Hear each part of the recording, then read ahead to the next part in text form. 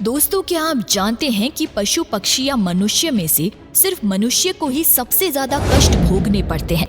लेकिन आखिर मनुष्य को ही सबसे ज्यादा कष्ट क्यों भोगने पड़ते हैं, पशु पक्षियों को क्यों नहीं? आज के इस वीडियो में हम आपको यही बताने जा रहे हैं कि मनुष्य को अपने जीवन में मृत्यु तक किस किस तरह के कष्ट भोगने पड़ते हैं और इससे बचने के लिए हमें क्या करना चाहिए, जिसका वर्णन भागवत पुराण में किया गया है। जब इंसान को अपनी युवा अवस्था के दौरान यदि कोई इच्छित वस्तु या कोई भी चीज प्राप्त नहीं होती तो अज्ञानतावश उसका क्रोध बढ़ जाता है और वो शोकाकुल हो जाता है। देह के साथ ही साथ अभिमान और क्रोध बढ़ जाने के कारण मनुष्य अपना ही नाश करने के लिए दूसरे कामी पुरुषों के साथ वैर कर लेता है। इतना ही नहीं, खूटी बुद्धि और अज्ञानता के कारण वो अभिमान करने लगता है, जो शुरू से मृत्यु काल तक अनेक प्रकार के कष्ट ही देता है। उसी के लिए मनुष्य तरह तरह के कर्म करता रहता है, जिनमें बंध जाने के कारण इसे बार बार संसार चक्र में जन्म लेना पड़ता है। इसीलिए भागवत पुराण में बताया गया है कि किसी भी मनुष्य को ऐसे लोगों के साथ मित्रता नहीं करनी चाहिए जो हमेशा स्त्रियों में ज्यादा लीन रहता हो,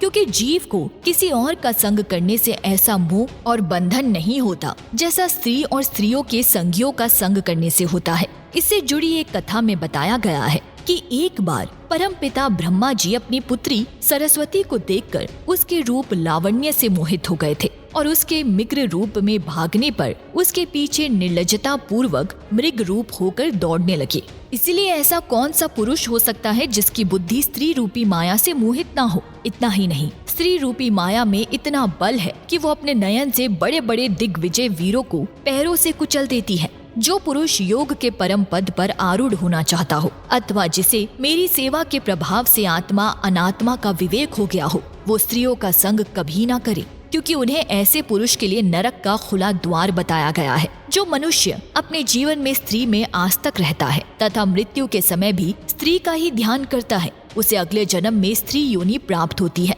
मनुष्य रूपी जीवन पाकर यदि कोई मनुष्य किसी भी जीव की हत्या अपने भौतिक सुखों को प्राप्त करने के लिए करता है, उसे अगले जन्म में उसी जीव की योनि में जन्म लेकर कष्ट भोगना पड़ता है। फिर मनुष्य की उम्र जब ढलने लगती है, अर्थात जब वो अपने जीवन के अंतिम पड़ाव में प्रवेश करता है, तो उसे इस जन्म में किए गए तब तक के कर्मों के हिसाब से इसी मृत्यु लोक पर शारीरिक और मानसिक पीड़ा भोगनी पड़ती है। अर्थात यदि कोई मनुष्य अपने माँ बाप की बुढ़ापे में सेवा नहीं करता या फिर उसे घर से निकाल देता है, तो उसकी संतान भी बुढ़ापे में उसके साथ वैसा ही व्यवहार करती है जैसा उसने अपने माँ बाप के साथ किया था, और ये जीवन चक्र निरंतर चलता रहता है। और फिर जब मनुष्य मृत्यु शैया पर होता है तो उसे माँ के गर्भ की तरह ही एक बार फिर दिव्य शक्ति मिलती है और उसे अपने कई जन्मों के कर्म याद आ जाते हैं, जिसे जानने के बाद मनुष्य पुनः विलाप करने लगता है और भगवान से बार बार विनती करता है कि हे प्रभु, इस कष्ट रूपी जीवन चक्र से मुझे कब मुक्ति मिलेगी? मैं ऐसा क्या करूं जिससे मुझे आपके चरणों में शरण मिल सके? उस समय वो अपने द्वारा किए गए बुरे कर्मों को याद कर बार बार रोता भी है। वो सोचता है कि मैं अपने कर्मों के बारे में अपने परिवार वालों को बता देता हूँ, किंतु वो ऐसा नहीं कर पाता।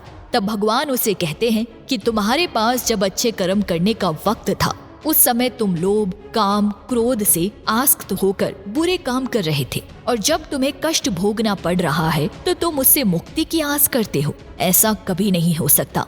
इसलिए हे देहधारी, अपने अगले जन्म में अच्छे कर्म करना ताकि तुम्हें मेरी शरण में जगह मिल सके। फिर इसके बाद यमदूत उसके शरीर से आत्मा निकाल कर ले जाते हैं और बच जाता है तो वो स्थूल शरीर। इसीलिए मनुष्य को चाहिए कि वो भगवान के द्वारा मिले मनुष्य रूपी जीवन में अधिक से अधिक सत्कर्म कर जन्म और मृत्यु के चक्र से खुद को मुक्ति दिला दे और सदा के लिए भगवान के चरणों में अपना स्थान बना ले।